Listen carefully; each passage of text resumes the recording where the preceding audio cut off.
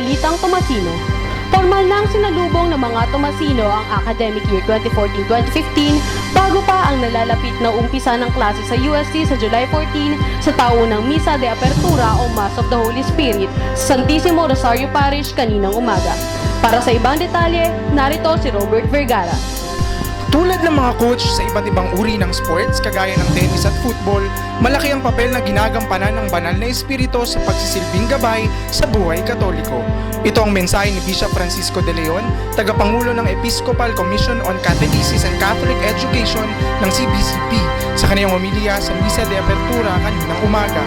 Binigyang diin ng obispo ang papel ng banal na espiritu sa mga gawain ng bawat mag-aaral, guro at mga administrador ng isang universidad. The Holy Spirit has many images in the Bible.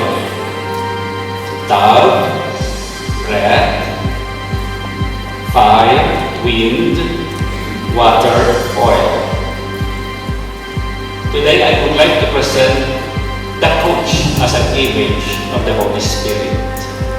Matapos ang misa, ginawaran ng parangal ng CBCP Episcopal Commission on Healthcare ang universidad para sa malaking kontribusyon nito sa mga programang pangkalusugan. Samantala, pinangunahan ng dekano ng Faculty of Engineering na si Professor Filipina Marcelo ang diskurso de apertura, kung saan tinalakay ang ilang mga innovation dulot ng teknolohiya sa larangan ng nutrisyon at maging ang pakikisabay ng universidad sa pandaigdigang pamamaraan ng pagtuturo gamit ang teknolohiya.